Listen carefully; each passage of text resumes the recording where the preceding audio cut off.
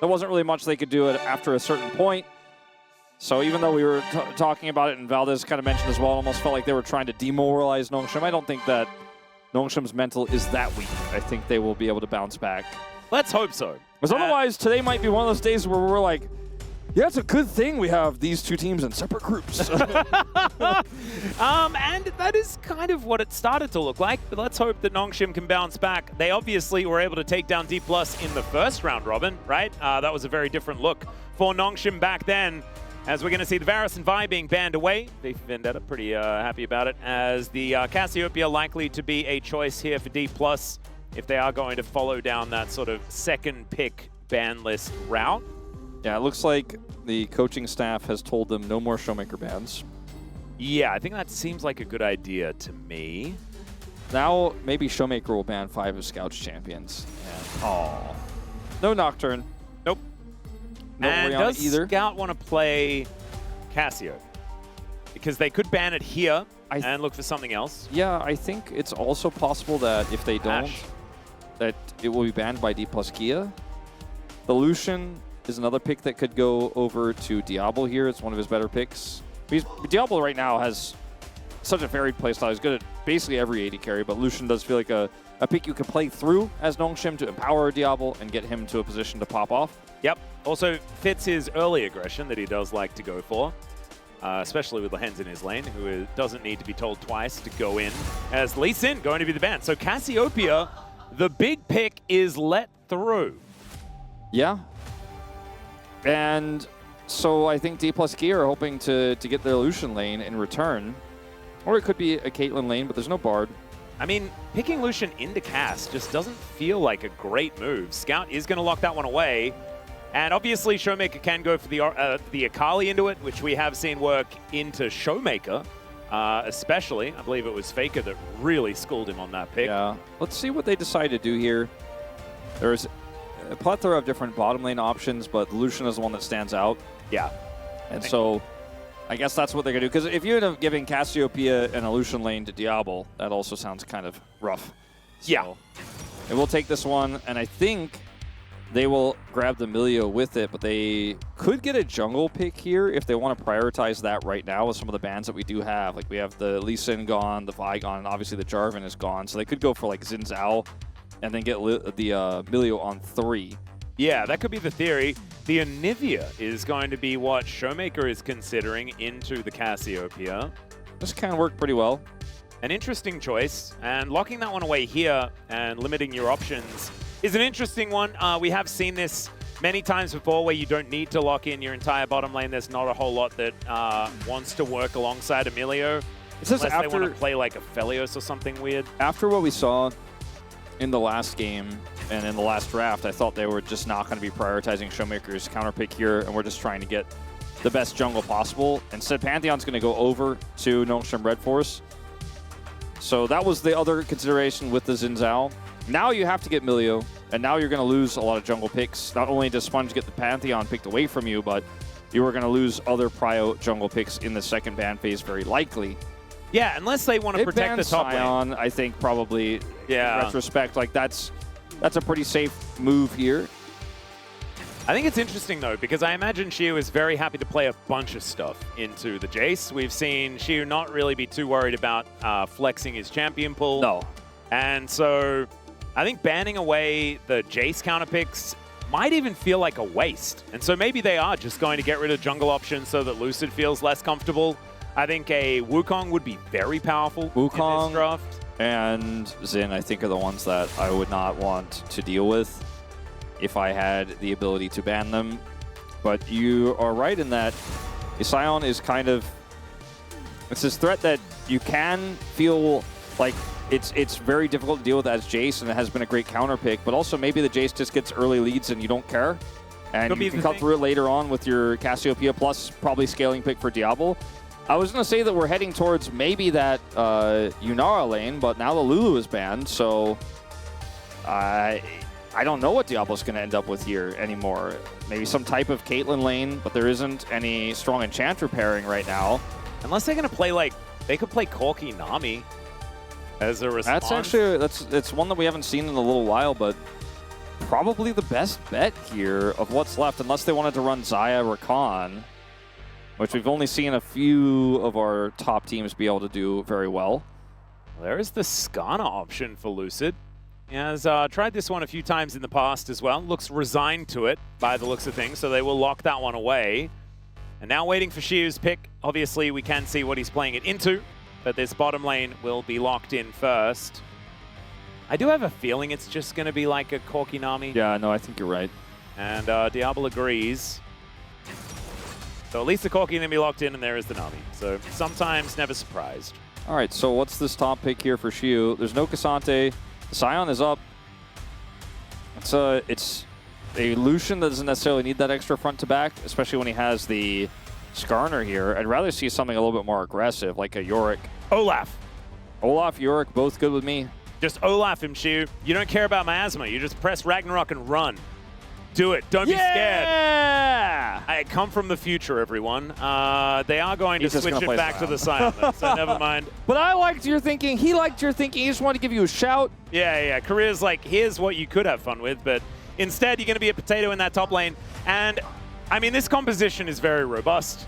It does have late game damage with the Anivia largely, but it is more about the slow approach of lock him down, take him out, and move on to the next target. I feel like it will struggle to pull this Nongshim comp around the map because Nongshim have insanely mobile AD carry in this Corki, right? It's very safe. They have a Pantheon that's globally active on the map. There's not a whole lot of side lane threat between Anivia and Sion in this draft here. If they had picked Yorick, I would have been like, all right, well, there's a lot of ways to pull Nongshim Red Force around the map, force the Pantheon's ult, maybe you get something else on the cross map. I do feel like if this game starts to get to a certain point and D plus Kia don't have a lead, you know, it is like, I think they're the ones who are going to have to chase their tails a little bit, trying to get back into it, trying to get the macro to work for them. Skarner has a long engage range. He can push through walls and stuff like that. Anivia can cut people off and set up the Lucian, but there is a world where they just get outpaced if Nongshim can macro here. And that's always the question. Can they macro? Yeah, and can they work together to make this one work? They have so much more damage than what D+ are representing in this game. And I think if the nameplates are off, I'd be pretty happy with what Nongshim has. Let's see whether they can figure it out.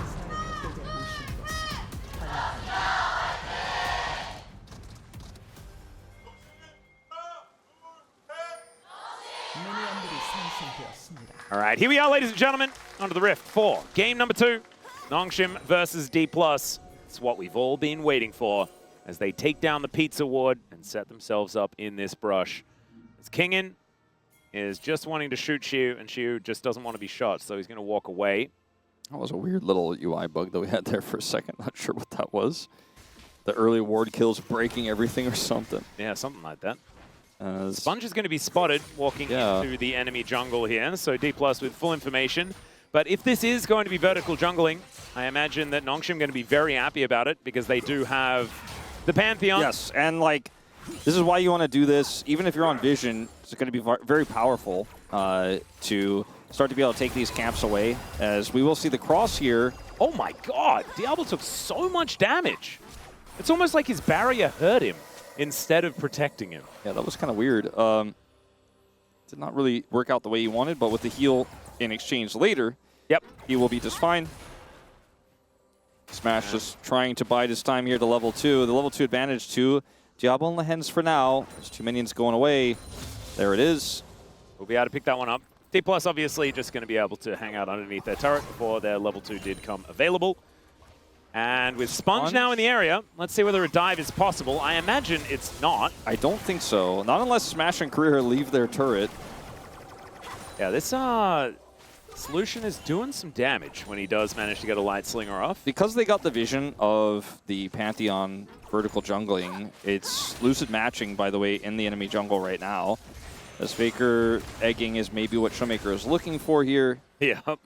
Not actually fully committing to that. And now that Lucid's cross-mapped, like, King kind of forgot that this could be a thing. Oh, no.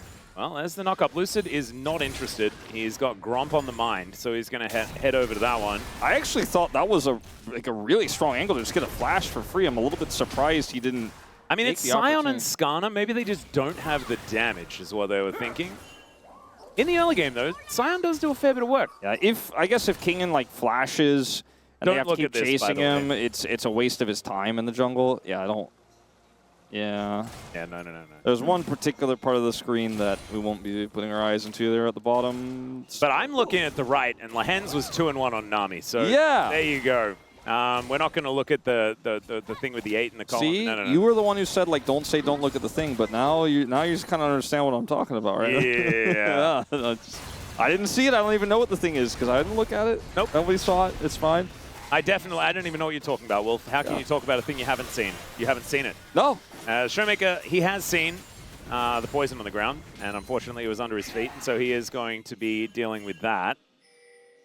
Sponge looking to move in as well, as we see Smash and Korea just dealing with this bottom lane. Lucid just having fun clearing camps, wanting to build his belt as soon as he can. Yeah. Right now the game is quite quiet, right? We had jungle camps traded. Lucid gets a slight edge there. Showmaker not going to lose this egg, I don't think. He's down to about, 100 health so far. He does avoid that Noxious Blast, so that's handy. Lawnmower now moving towards the bottom lane. I don't know whether he's going to do much else than grab his Krug camp and continue finding camps respawning. Yeah, he's just farming up a storm, getting closer and closer to a gank opportunity, potentially, here on the bottom side, as he's going to smite and walk over. Very fast clear of these Krugs. Yeah, the Scanner is actually, like, for a tank jungler, it really does get through camps quickly. Especially Krugs is now, it's that angle I was talking about. Does have his charge available. Yeah, picks up a rock. And let's see whether he can collect Diablo as Lahens actually just kind of flashes on the spot, but does avoid the Scanner. But now a Nami without a flash, that is called a target, ladies and gentlemen. Yes.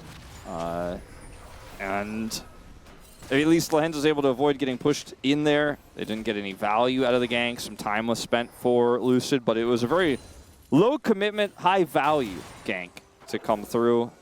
And for Sponge, he's just trying to catch up in terms of getting his level 6 online. His level 6 is going to be arguably a lot more valuable, depending on the situation, but the ability to join and turn what looks like a gank into a great counter gank very well is good. Scout's having a much better time on this Cassiopeia this time around. The observers are really showcasing that, hey, he had a rough one in game 1, but with a matchup he likes more, he is certainly pulling ahead.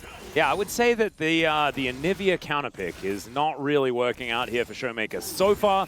Obviously, you can kind of just eliminate waves as you do get your ultimate online, but for these first few levels, it is not feeling great. And Scout now has level 6, and so Showmaker is just going to have to go back home. Does do that now as Diablo has the heal from Lahens, but that is a lot of buttons now on cooldown, and DK, you used none of theirs. Yeah, that was a very aggressive push forward there from Smash to avoid the bubble, which worked out very well for him. He has barrier advantage, and they're just going to have to back, as they eventually will. They decide not to stay, or to stay for this next wave. Jungle fight here. They're both so close to level 6. Yeah, it's sort of a battle for who can have access to the scuttle, but that's on the top side, as Korea just fire kicks Sponge away. But they're both fighting away from this bottom side where Diablo's back got stopped again. Really wants to get home as fast as possible and get some real combat items here. Oh, good sidestep there from Showmaker. Even avoids the Noxious Blast as well. Scout now with an ultimate on cooldown, but does get this wave shoved in, so isn't too worried about it. Kingen is having a pretty good laning phase here as a wave advantage over his opposition here in Shu. Yep. Had to ult back to the lane, so he's generating the lead that Jace is supposed to do in the early parts of this matchup before it gets a little bit tougher or junglers start to show up. So that's good. Like, no Shimmer gaming. Yeah. We're actually gaming. It's fine. I think like the tone of our cast might is like we're like, oh, is something bad gonna happen? No, it's a 20 CS lead for Scout, and it's a very fresh page. Like I said, we're ready for game 2, ready for a clean slate. Yeah, we got it, and it's so far still clean. Like in fact, nothing has happened. No objectives have been taken. It is just clearing camps, Scout taking out waves. 30 CS advantage potentially actually incoming as he just continues this is to kind of ridiculous. bop Showmaker. All right, not a whole lot of fun is being had However, by the... Skarner. Okay, let's see whether Lucid can find an angle towards the Snake. No Petrifying Gaze to worry about at the moment. As he is driving in, Great Wall gets the flash. And Lucid does have level 6, but decides not to press the Impale button. That is a decent amount of spear value there from Sponge. And Showmaker now, with the Glacial Storm, is able to keep this minion wave at bay.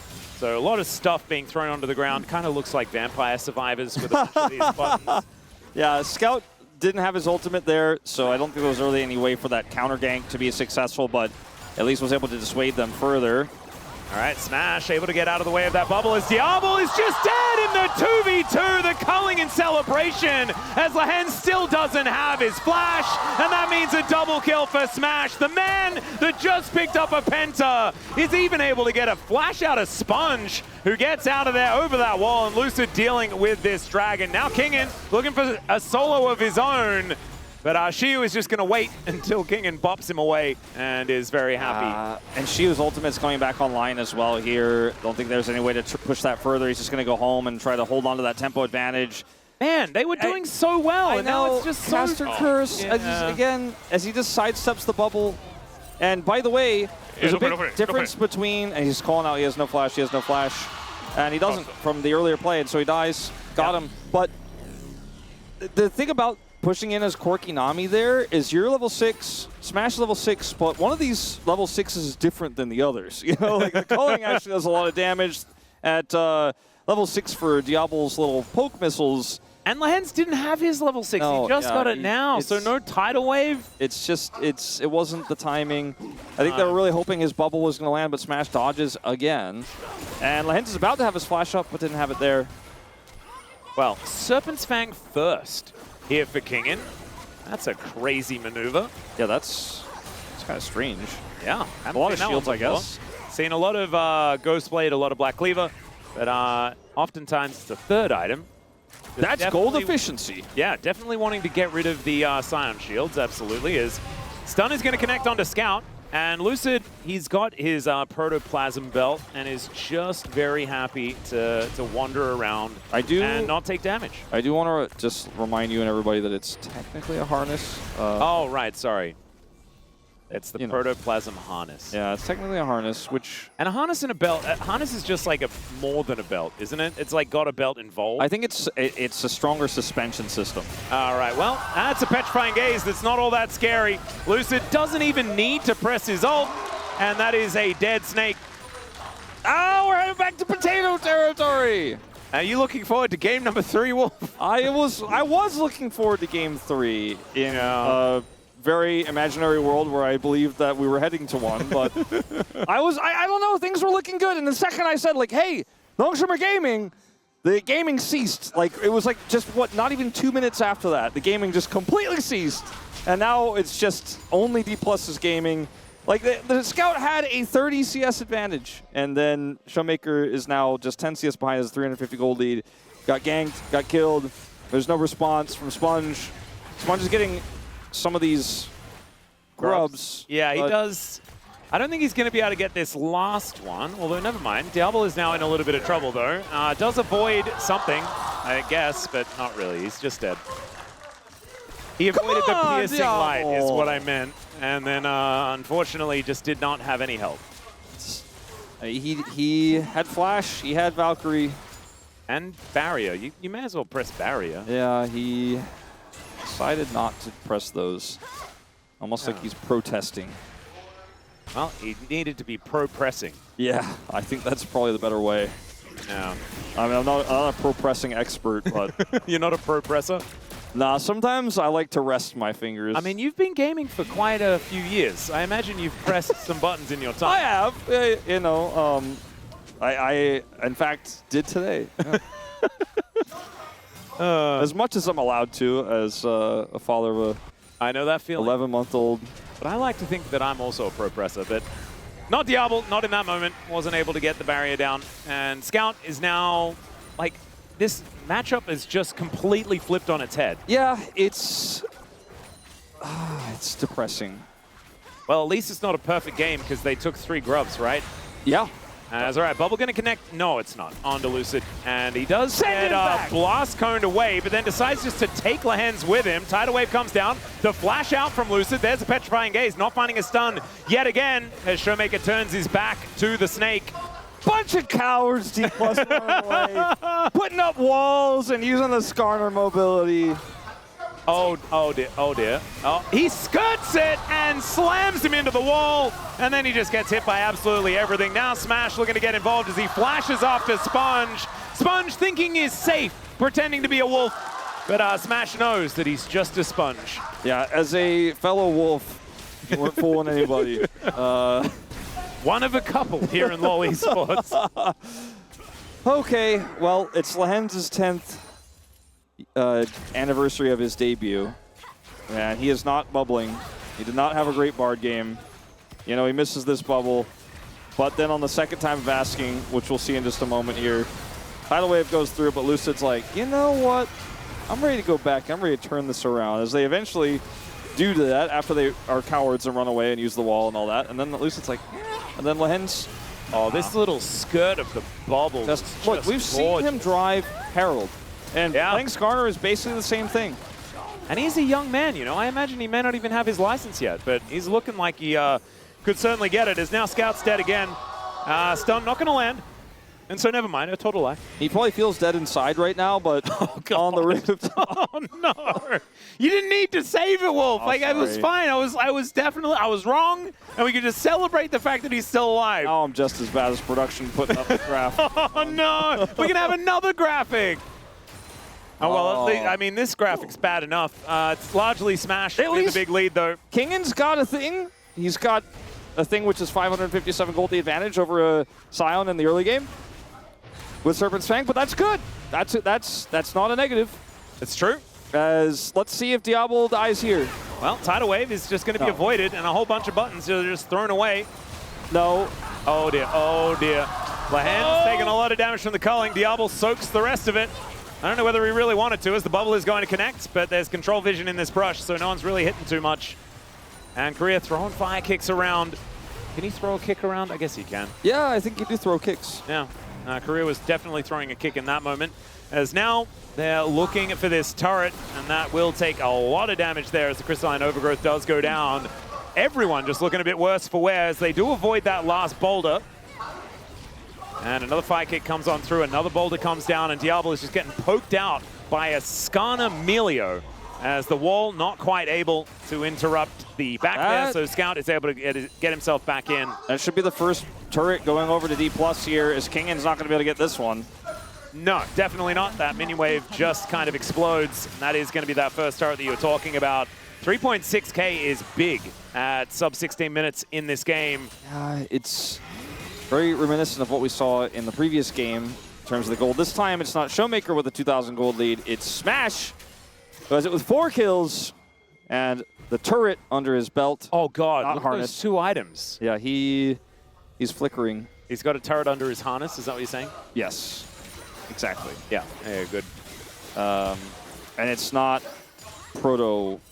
Plasmic? Yeah, no a protoplasmic turret hunt? No, it's just made out of, like, rocks. Oh, there's an Impale. Yeah, Lehens is just going to get pulled away and thrown around. What is he supposed to do? He does land a bubble. That is going to help out, but Showmaker's just going to come on over and say goodbye. And the Drake will be secured by Nongshim. That's going to deny the perfect game no matter what school of thought you have. Yeah. As we do get a Chemtech Soul, and I don't blame Orcs for, you know, not paying attention. No, it's fine. It's totally okay. All right, well, Lehens is, I think, going to be telling everyone, like, look, I have tenure. Yeah, I spent my 10 years, and it's not a great day, but you guys will still celebrate me because I am a legend. And he is also a Lehend. He is a Lehend, indeed. All right. Yeah, I don't think she is that scared.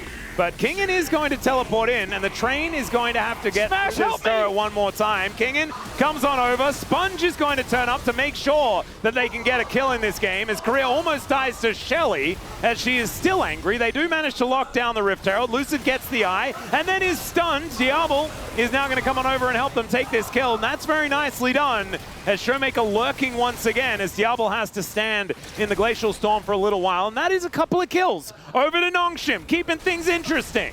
Yeah. All right. Thinning out that gold lead a little bit. Yeah. Holding on to that gold lead for Kingen. Actually didn't end up getting involved in that at all, but... I'm a bit confused, Wolf, because I was pretty sure... Okay, never mind. Showmaker is going to be turned into an egg, and then the egg is going to be dropped from a high place. And he is going to go down. Kingen locks up that one. And that is 3 kills now for Nongshim. And they grab the turret. The gold lead has more than halved. Yeah, so in this play here, Shio is very deep. He is very far forward. He is eating turret shots. He sees the King on the left side. He said, I'm going the other way. Smash, please help me out. You're super far ahead, right? But then the Pantheon shows up. And he's actually trying to charge a Q here so they could get more, and it does not work out. Career incredibly low. They get the Herald, but then fast forward. Skarner is left alone as Career just needed to bail out there. Smash tries. He really, really does, but not able to do anything. And then Showmaker jump scares himself. Yeah, that was a lot of vision already just set up by Nongshim, and they utilize it very, very nicely. That's a big shutdown. Yeah. So Kingen's lead has increased. It has. And the gold lead here is kind of halved for D+ after that one. And Diablo does make it to his 2-item spike. It doesn't feel quite as good when you're 2,000 gold behind, but it is still there. Once he transforms, it'll be like, really there? But yeah, he's essentially there. And, you know, Showmaker's no longer ahead, really. The problem is there's still a 2,000 gold advantage for the Lucian, and Smash is really good at Lucian. Yeah. So, I mean, there are definitely some pitfalls to get through. but like, the game feels like it's at a state now where if Nongshim just win even one single team fight, which doesn't seem impossible, they're back in the game. Yeah. So I'm hoping maybe we still get that game 3, you know, maybe. Well, right now they're fighting over a Brambleback that is going to be taken here by Sponge, but it's an Impale. Sponge does avoid the CC though, good bubble onto the Skarner, but the Mega Cone is going to get everyone to safety. TP as well. Yeah, Showmaker is going to throw the stun in, does lock down Scout as he arrives, and Shiu is now just alone in this bottom lane. Okay, Scout wants to try to make something of this. He is a level up right now. Yep, Showmaker does get poisoned over the wall. There's a lot of D+ members coming to try to catch Scout here, though. I think Scout may have taken one step too far across the line.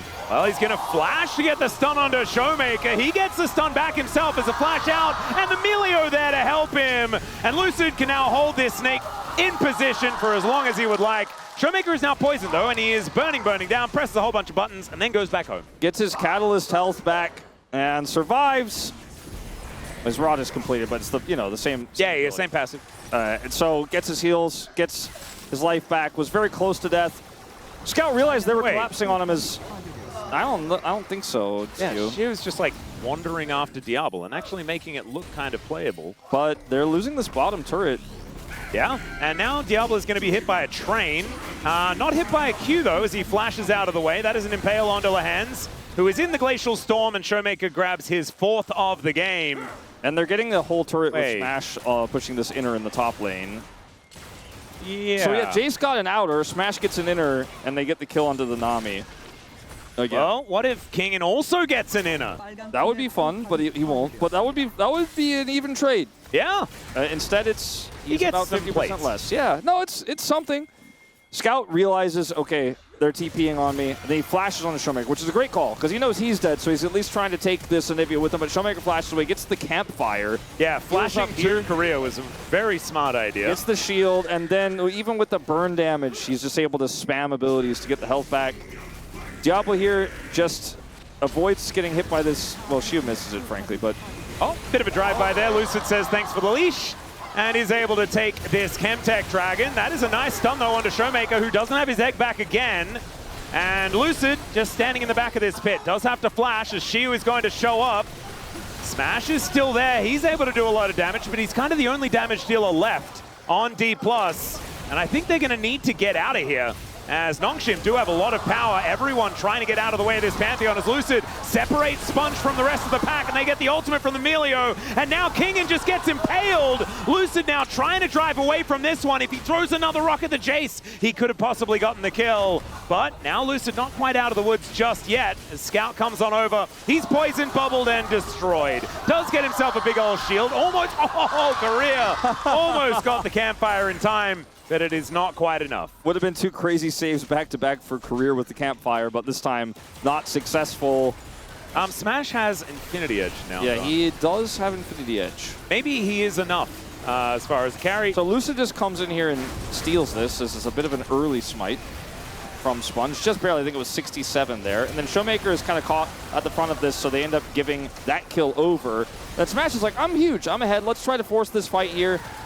And they will eventually wear through Sponge's health bar, but she was left on his lonesome, has to flash out. It's a very awkward fight here, as D+ wanted more than just a steal, but they commit so heavily. Then they're like, wait, Sponge is half health though, so we can actually burst him down. They're successful. And then the Impale is used. Kingen also not having fun. Here, we're gonna watch this whole thing. Okay, so yeah. Lucid. And then Lucid just goes for a dance, gets bubbled and poisoned and murdered. And then almost saved, but not. No. So nicely done. Lehens is able to lock down that kill.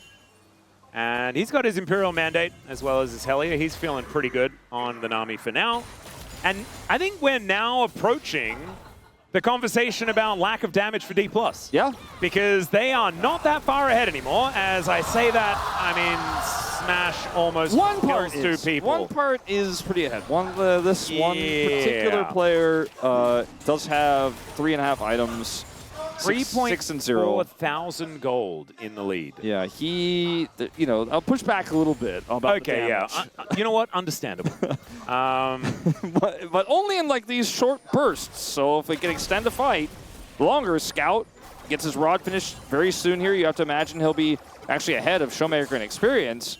Then, and it just happened, by the way. And then maybe, and there's a world, he's going to take a while to kill Shiu, but he's going to start working on it. Yeah. He's getting poisons over and over again. Shiu is doing his very best to do the walk out of the way thing, and does eventually have to press his ultimate. And Scout, I mean, that's the value of the Swifties. So he's wearing on his head, I'm pretty sure. So that's a win because they got Shiu's ultimate out. He still has teleport, so he can join a fight, but this Cassiopeia becoming a threat. And I think, again, all it takes is one fight, one error from D+. It's Chemtech Soul, so the Dragon lead they have feels it feels like nothing at this point, especially because they have an Ocean and Chemtech Soul in there too. They have, sure, the Melio likes the healing and the shielding, so with a second one and then the Soul, it would feel really good, especially for the Skarner and Sion frontline. Yeah, the Sion is going to feel fantastic with the Chemtech Soul if they are able to get there. If Nongshim get there with this Cassiopeia, it's pretty crazy for them as well, but I think more than the Dragons, we need to see if Nongshim can just stabilize here and win a team fight, or just otherwise avoid them and get to a later state in this game where a third item comes through for Cassiopeia, a third item comes through for Diablo, and they're gaming again. I said they were gaming earlier, that stopped for a little bit, but we're kind of back towards picking up the controller. You can have an intermission in your gaming. That's absolutely fine. Showmaker puts down the Storm, is just looking to clear out waves. Hasn't quite built item number 3 just yet. It is on the way, as is Scout. As there's a nice knock-up from Shiu. Let's see whether he can find an angle. Scout's like, we just played this game. Are you sure? Well, I mean, Shiu he's just trying to feel something, I think. They also don't know where Lucid is, so they have to be very careful. Scout does, as you can see here. He's like, yeah, I don't want to continue to hit that sound because it'll take 5 years, and I'm playing against a Skarner who can rotate quickly. Yep, Glacial Storm now fully leveled up here for Showmaker, though, level 16 on the Anivia. Feels very good about that, but this game has certainly hit a bit of a standstill, and I think that does benefit Nongshim. Yes, absolutely. I agree with you, and that's also going to benefit D+. Oh, God. There's another culling thrown out here, as Kingen with a Shock Blast is able to at least offer a bit of damage back with the Melio. Smash looks like he just does not care at all. There's a great wall onto Lehens, who just cannot move! He does get fire kicked over the wall, but the Malignance takes him out. And yeah, Shiu actually won the war of attrition with the Snake in the bottom lane. And D+, just moved the needle 1,000 gold in their direction, and they're looking for an inner turret as well. I just don't think there's any play you can make here without Lehens now.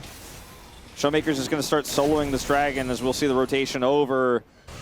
Oh, it's so unfortunate there for Nongshim, but I mean, that's the price of playing into Anivia. Sometimes you just get stuck in an awkward spot in the wall and you're just immobile. They had the follow-up damage there. Showmaker burning through him with Deathfire as well as the Malignance. He just eventually popped. And now he's got Rocket Belt. He's Rocket Belt Anivia, dash forward to get the sick wall. Oh, yeah. And Nongshim are going to go for the Desperation Baron. Or maybe it's kind of close. The Genius Baron, as they do see they have Jay's teleporting. Scout's doing work. Yep, Shiu is going to see what he can get done here as he finds 3 with the ulti, but the Baron does go over to Nongshim. The question is, can they survive? It's the answer for Sponge and King is absolutely not. As Smash wants another Penta, he flashes over. It's going to be denied by the mid and jungle, but Scout is the last Baron alive, and he's not alive for very long, as it's a double for Showmaker, and they may have just traded Baron for the base. Hoya going golf clapping, yeah, the big golf clap there. Very nicely done, boys. That's just it. That's just the game, just like that, isn't it? 25 seconds on Corki. Career, come on. Career's like about to pack up his keyboard. I'm like, whoa, and you got a Nexus to hit. I just can't get the Hoya golf clap out of my head. It was just so beautifully timed. I can hear it so well in my headset. Oh, man. All right. Well, Showmaker, he can just wall them in. But Sponge has a flash. He's just going to flash. Looking to press some buttons here as the Nexus is exposed. And D+ Kia will get their revenge over Nongshim in our final regular season best of 3. A swift 2-0 as they move to road to MSI. Penta on Jin is really hard. Not in that game necessarily. If you guys it's his tenure. It's his tenure. And like, is it though? Because like, I'm pretty sure he debuted in the LCK on Griffin, and that was like 2019, right? But I imagine it's the debut. Oh, he was on He played for Spenu, yeah. Ah, never mind. So I tell a lie. That was Spenu times were a bit before my time. And then he did hang out on Griffin after that. So really cool stuff. So there we go. Anyway. Despite the controversies across esports, Spenu was quite prolific right before your time and then disappeared. Oh, yeah. I heard it was an absolute sonic boom. All right. Smash, 33.4K, massive damage on the Lucian. We had the same disparity basically in mid in game 1, and in game 2 we have it here in the AD carry position. The Scout actually did a lot of damage this game. He did? But not as impactful damage as anyone else. King and out damage Shiu so much though. Wow. Wow. Wow.